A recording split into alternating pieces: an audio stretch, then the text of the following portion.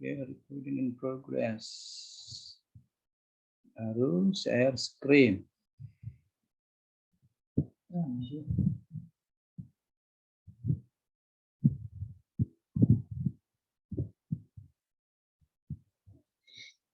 Baik, semuanya sudah bisa dilihat materinya? Bisa Sudah, ya? Pak. Materi 1, kita mulai dari materi 1. Nah, ini materi 1.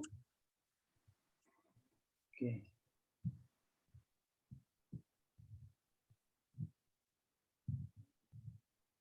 Nah, oke. Pertemuan kita pada hari ini masih materi 1 ya, dengan judul Managing HR Today atau Managing Human Resource Today, atau dalam bahasa Indonesia pengelolaan SDM dewasa ini. Dan ini sedikit mengenai review dari MSDM 1 di semester lalu ya. Jadi kita masih ada mereview, tapi mereviewnya tidak bulat, di review apa yang kita atau yang kamu pelajari pada MSDM 1. Oke. Nah, di sini akan kita pelajari pengertian MSDM dulu. Pengertian MSDM atau definisi dari manajemen sumber daya manusia. Namun sebelum kita masuk pada pengertian ini, terlebih dahulu kita pahami ada beberapa istilah. Oke, seperti organisasi, manajer, dan mengelola serta proses manajemen ya. Ini kita pahami dulu nih. Kita review dulu sebentar. Apa yang dimaksud dengan organisasi? Apa yang dimaksud dengan manajer? Apa yang dimaksud dengan managing atau mengelola? Dan apa yang dimaksud dengan proses manajemen?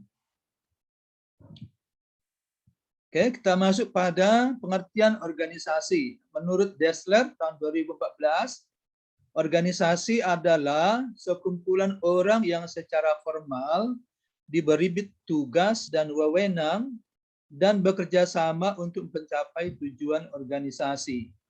Oke, sekumpulan orang ya. Kalau disebut sekumpulan orang, ini berarti minimal ada 2 orang dalam organisasi tersebut.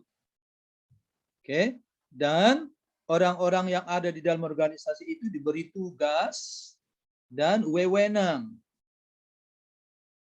Ya, diberi tugas dan wewenang untuk bekerja sama. Jadi tugas dan wewenang tersebut ditujukan untuk bekerja sama dalam rangka mencapai tujuan organisasi.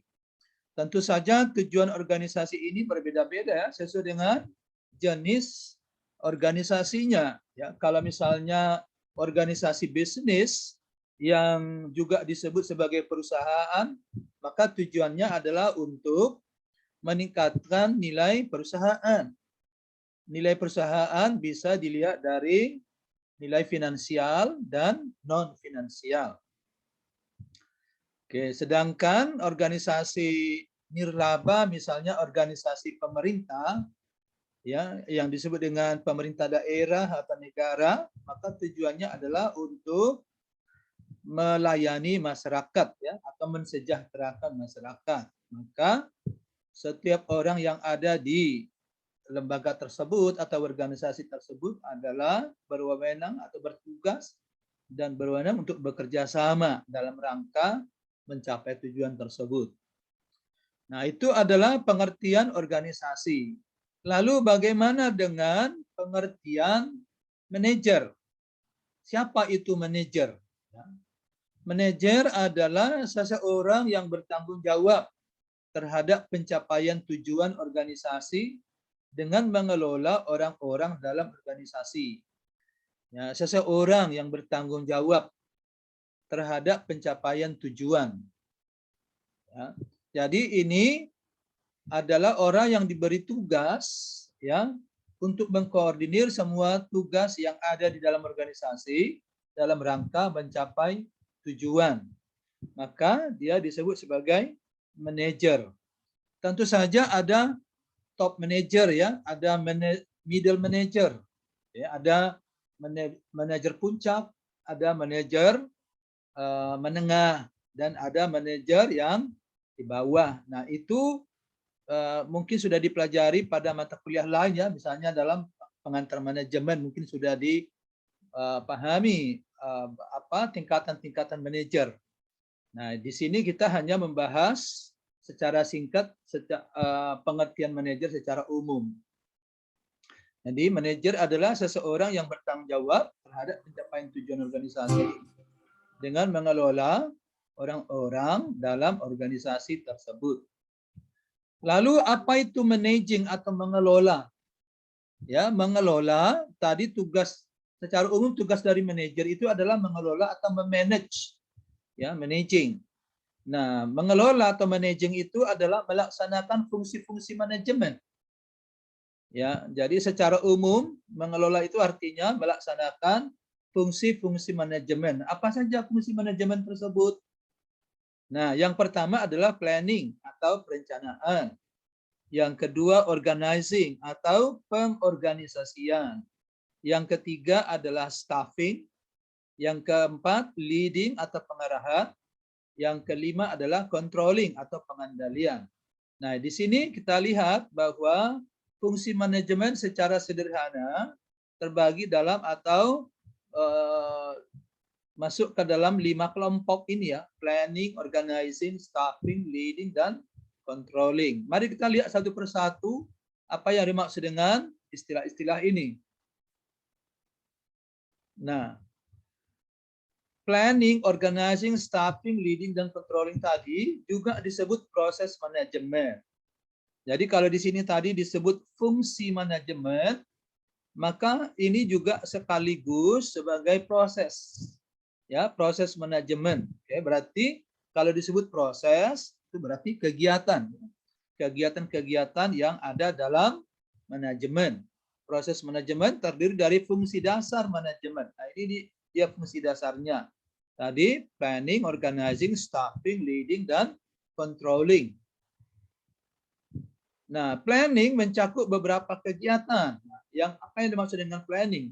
Planning ini bisa kita lihat dari kegiatannya. Paling tidak ada tiga kegiatan utama dari planning. Yang pertama adalah menetapkan tujuan organisasi serta standar pencapaiannya.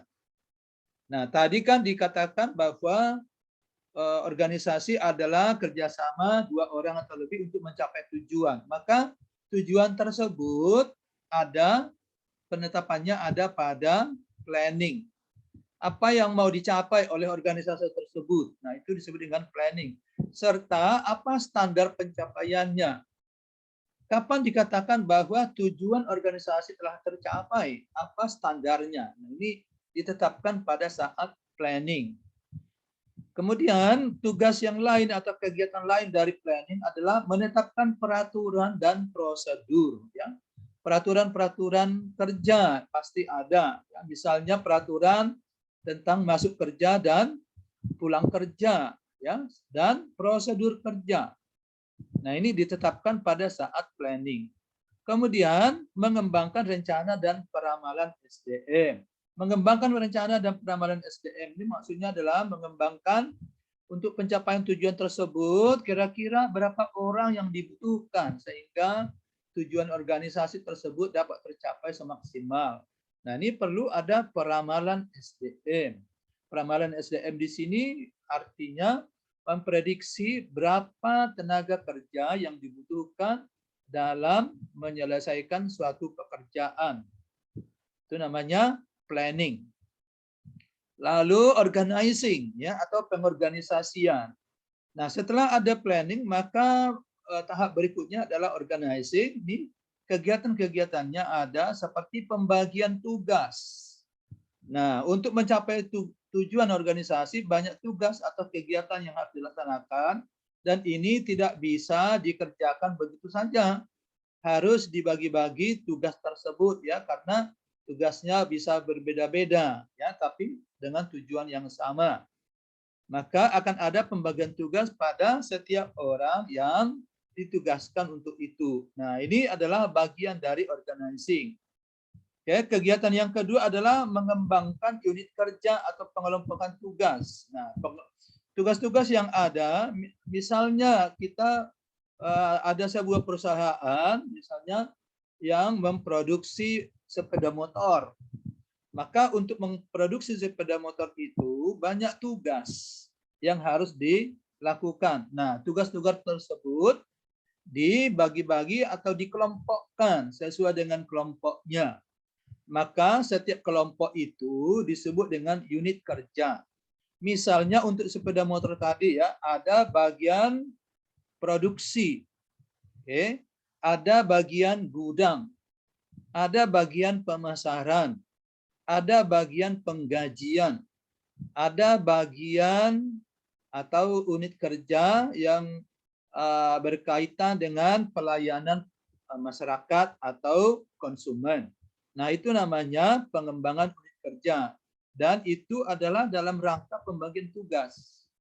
Kemudian pendelegasian wewenang, artinya pimpinan-pimpinan atau misalnya top manager memberikan wewenang kepada bawahannya. Lalu bawahan tersebut memberi wewenang lagi kepada bawahan yang lebih bawah lagi. Nah, itu disebut dengan pendelegasian wewenang. Kemudian pengembangan jalur komando dan komunikasi ya. Nah, di antara unit-unit kerja tadi bagaimana cara memberikan komando dan bagaimana cara berkomunikasi. Ini adalah pengorganisasian. Serta pengkoordinasian tugas. Pengkoordinasian tugas artinya untuk mengetahui apakah setiap unit kerja tadi telah mencapai tugasnya dengan baik, lalu kendalanya di mana, dan apakah satu sama lain saling bekerja sama.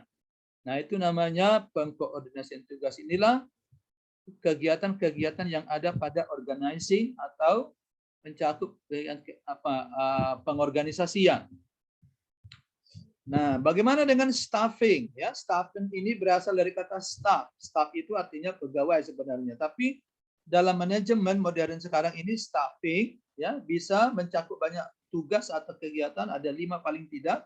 Yang pertama adalah menetapkan syarat-syarat menjadi karyawan. Nah, menetapkan syarat-syarat menjadi karyawan ini adalah berkaitan dengan rekrutmen, ya, rekrutmen, seleksi dan penempatan.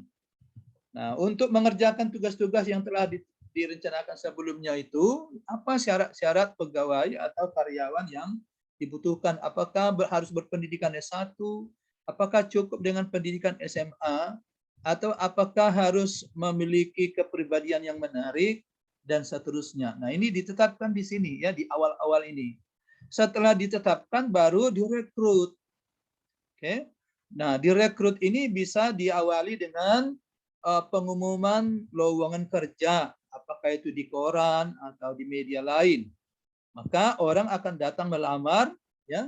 Setelah itu diseleksi siapa yang lulus akan diterima. Nah, setelah itu menetapkan standar kinerja. Standar kinerja. Setiap orang yang direkrut tersebut kemudian ditempatkan, maka harus ditetapkan standar kinerjanya supaya bisa dievaluasi apakah kinerjanya mengikuti standar yang sudah ditetapkan atau tidak, atau apakah kinerjanya sesuai dengan pencapaian tujuan organisasi. Lalu berikutnya adalah memberi imbalan kepada karyawan. Ini berkaitan dengan kompensasi ya. Memberi kompensasi ya berupa gaji, tunjangan, bonus dan insentif. Nah, imbalan ini bisa berupa uang ataupun non uang ya. Berupa uang berarti misalnya gaji. Gaji itu biasanya diberikan dalam bentuk uang. Tetapi bonus biasanya juga dalam bentuk uang. Ya. Tetapi tunjangan tidak selalu dalam bentuk uang. Bisa saja dalam bentuk non-uang, misalnya dalam bentuk kendaraan dinas atau rumah dinas, ya, atau yang lainnya. Kemudian memberi pelatihan dan pengembangan karyawan, ya, karena lingkungan bisnis, apalagi lingkungan eksternal itu berubah, maka hakikat pekerjaan bisa berubah serta kompetensi yang dibutuhkan bisa juga meningkat. Maka karyawan-karyawan yang sudah diterima tadi, maka mereka harus dilatih ya supaya bisa mengupdate keterampilannya untuk mengantisipasi perubahan-perubahan yang ada serta bisa lancar melakukan pekerjaannya sesuai yang direncanakan. Oke, lalu leading ya. Leading itu ada tiga kegiatan. Yang pertama itu memberi instruksi. Leading ini memberi instruksi atau memberi perintah kepada karyawan. Nah, di dalam memberi instruksi ini maka erat pengaruhnya ya, atau harus memperhatikan ini komunikasi ya, kemampuan berkomunikasi ya. Jangan sampai gara-gara perbedaan pemahaman sehingga instruksi berbeda dipahami juga ya, sehingga tidak tercapai tujuan. Maka di sini penting sekali ada kemampuan berkomunikasi yang efektif. Kemudian mempertahankan semangat kerja. Nah, pada leading ya, ini kalau leading ini berarti ada fungsi kepemimpinan di dalamnya. Maka salah satu fungsi kepemimpinan tersebut adalah mempertahankan semangat kerja. Bagaimana cara mempertahankan semangat kerja? Maka perlu ada kegiatan motivasi atau motivating. Oke, kita lihat apa yang dimaksud dengan motivating. Apa bedanya motivating atau memotivasi dengan motivasi? Motivasi adalah dorongan yang dimiliki seseorang untuk bekerja lebih baik. Dorongan ya. Dorongan itu bisa berasal dari diri sendiri, bisa pula berasal dari luar diri sendiri, dari pihak lain. Misalnya dorongan yang berasal dari diri sendiri adalah keinginan untuk sukses. Karena seseorang tersebut ingin sukses, maka dia terdorong bekerja lebih baik. Tapi juga bisa berasal dari luar, misalnya gaji. Karena diberikan gaji yang sangat memadai, maka dia terdorong untuk melakukan pekerjaannya. Sedangkan memotivasi atau motivating adalah memberi alasan mengapa karyawan harus bekerja lebih baik. Ya, memberi alasan mengapa karyawan harus bekerja lebih baik. Jadi ketika pimpinan ya atau leader memberi motivasi kepada karyawannya atau bawahannya, maka itu disebut dengan memotivasi. Nah, apa yang dilakukan? Misalnya seperti ini, bulan depan kita harus mencapai target karena bulan depan setiap orang akan menerima bonus yang sangat besar. Nah, itu adalah cara memotivasi atau motivating. Nah, sekarang controlling. Controlling itu mencakup 5 kegiatan ya, atau pengendalian ya. Controlling itu bisa diartikan sebagai pengendalian. Salah satu menetapkan target. Jadi ketika di awal-awal ditetapkan target, maka itu adalah sebenarnya juga fungsi pengendalian. Sehingga orang tidak bekerja asal-asal. Ya, sehingga karyawan bekerja sesuai dengan pencapaian target. Lalu menetapkan standar mutu ya. Sama seperti penetapan target ini jumlahnya, tapi ini mutunya ya. Mutu. Apa yang dimaksud dengan produk yang bermutu? Ini perlu juga dipahami ya. Produk yang bermutu atau pelayanan yang bermutu. Nah, ini sekilas saya sampaikan bahwa ada 2 pandangan tentang mutu ya. Yang pertama pandangan secara subjektif dari produser ya atau produsen. Misalnya pabrik ya atau perusahaan menetapkan bahwa produknya bermutu apabila mencapai atau mengikuti standar yang mereka tetapkan. Nah, itu adalah pendekatan yang subjektif dari perusahaan. Tapi pendekatan lain mengatakan bahwa suatu produk bermutu apabila produk tersebut dapat memuaskan konsumen ya. Jadi kalau konsumennya puas terhadap terhadap produk itu, maka itu disebut bermutu. Akan tetapi kalau sesuai dengan pendekatan yang pertama tadi, walaupun standar mutunya produknya sesuai dengan standar yang ditetapkan, tapi kalau konsumennya tidak puas dengan produk tersebut, maka produk tersebut dikatakan tidak bermutu ya. Karena bagaimanapun konsumenlah yang menjadi pokok ya tujuan utamanya ya. Karena kalau tidak ada konsumen maka perusahaan tidak ada ya. Kemudian menetapkan tingkat produksi. Itu sama sebenarnya dengan menetapkan target. Tapi kalau tingkat produksi ini ya biasanya dinyatakan dengan persentase, tapi dikaitkan dengan misalnya untuk 1 minggu tingkat produksi kita seperti apa. Oke, untuk 1 bulan bagaimana, 1 tahun bagaimana, dan seterusnya. Lalu melakukan evaluasi kinerja, ya, atau melakukan assessment, ya. Jadi kinerja ini bisa dibagi dua sebenarnya, ya.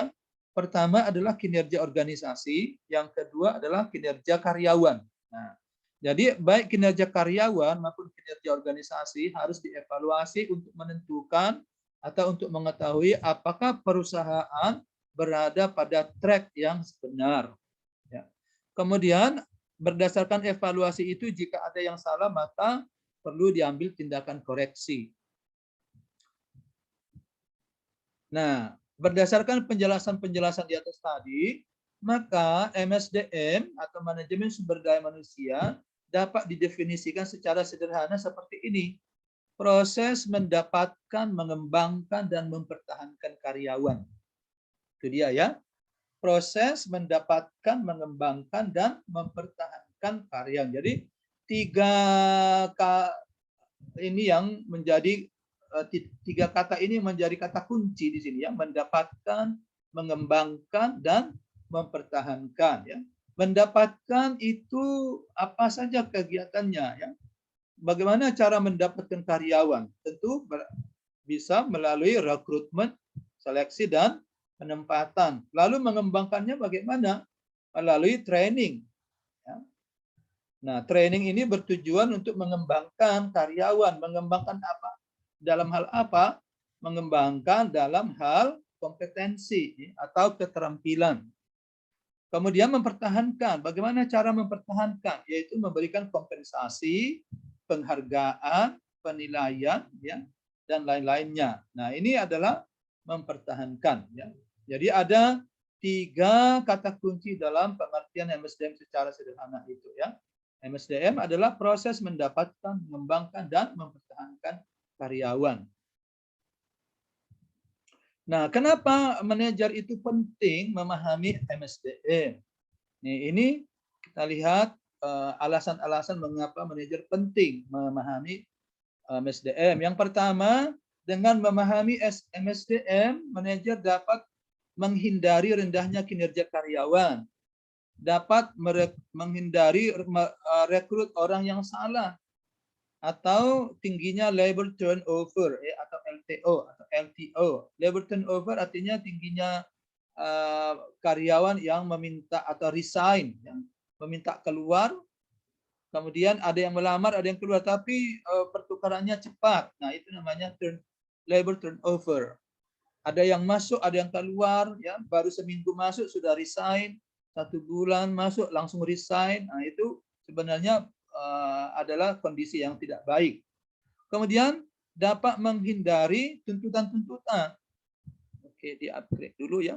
Dapat menghindari tuntutan-tuntutan dari karyawan. Ada banyak tuntutan biasanya dari karyawan. Nah, kalau sudah dilakukan manajemen SDM yang secara efektif, maka tuntutan-tuntutan karyawan akan bisa berkurang.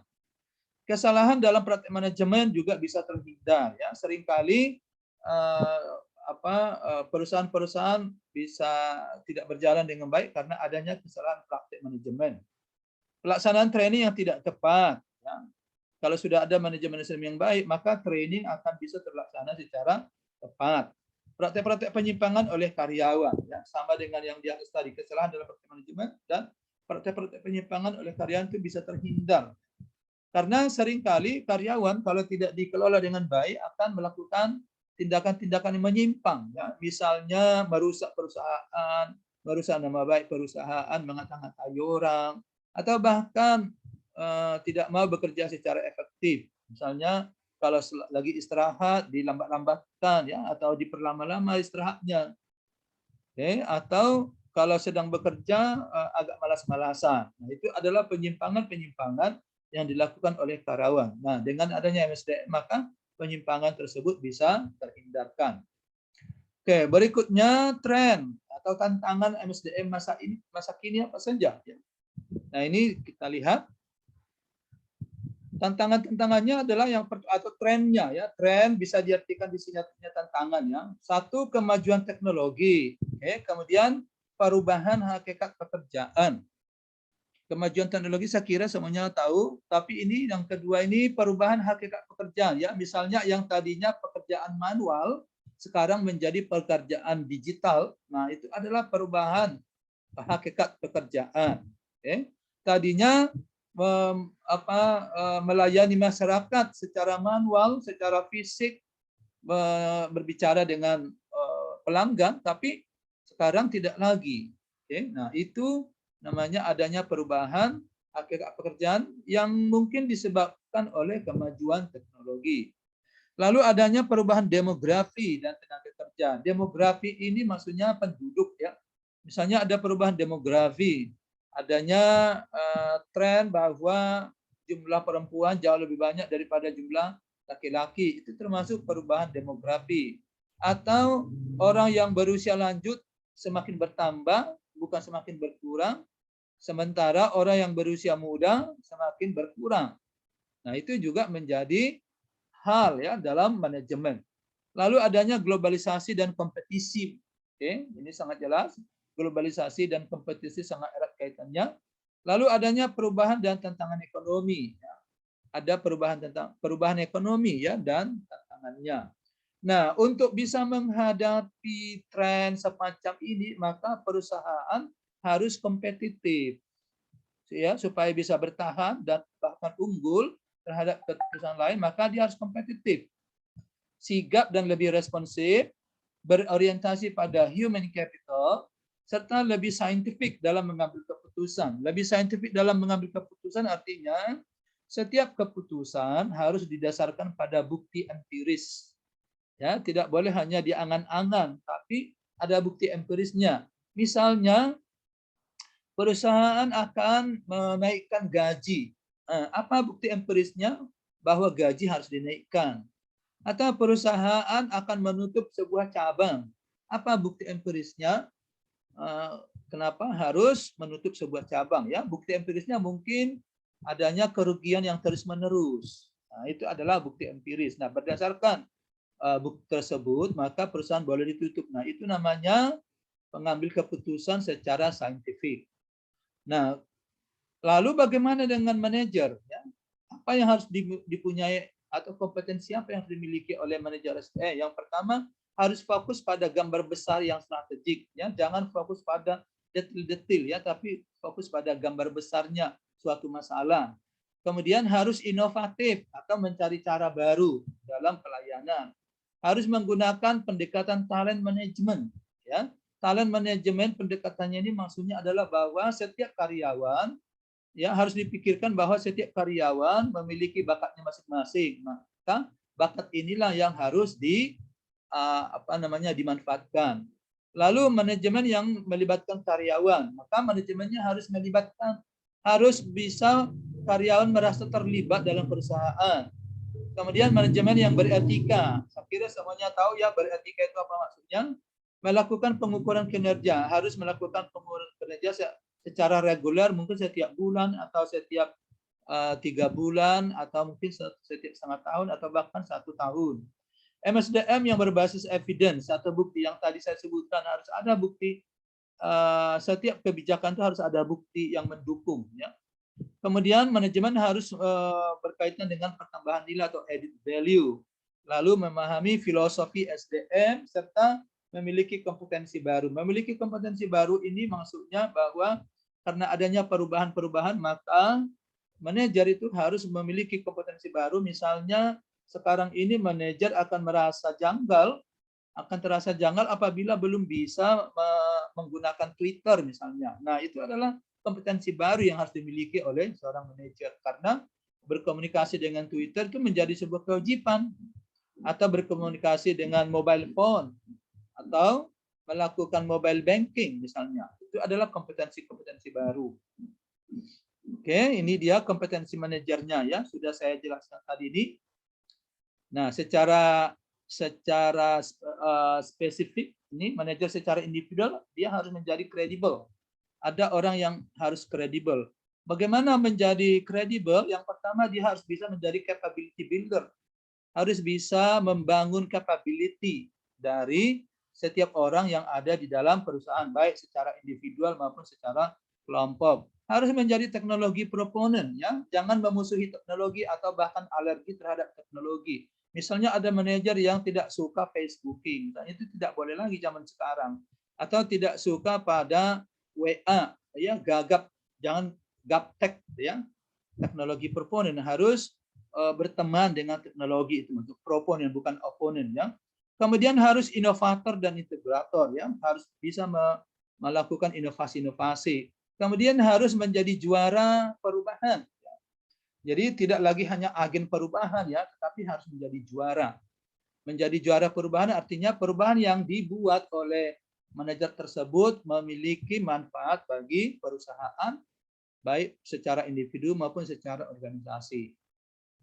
Kemudian maka orang yang manajer yang bisa seperti ini maka dia disebut sebagai strategic positioner. Oke, strategic positioner. Oke. Nah, ini kompetensinya tadi nih, kompetensi tadi strategic positioner itu misalnya dapat menciptakan strategi perusahaan, ya, dapat meng-create strategi perusahaan, credible activities, ya, dapat memperlihatkan kepemimpinan yang kredibel, yang dihormati, yang bisa didengar, dikagumi, serta aktif dalam memberikan pandangan-pandangan. Nah, itu disebut dengan credible activists. Kemudian capability builders artinya dia dapat menciptakan pekerjaan-pekerjaan atau lingkungan kerja yang bermakna, ya. Oke, serta menggabungkan strategi, budaya, praktek maupun perilaku. Nah, ini harus menyatu semuanya, maka dia disebut sebagai capability builder.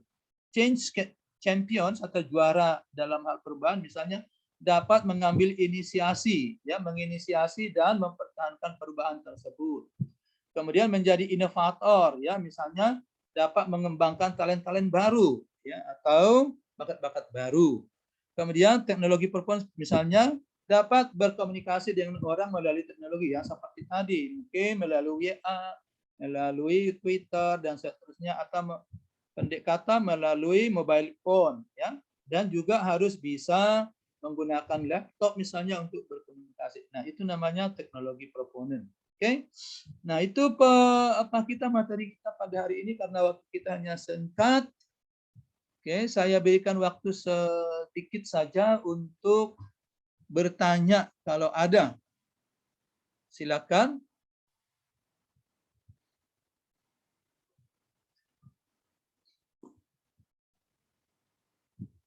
Ada pertanyaan? Silakan di-unmute.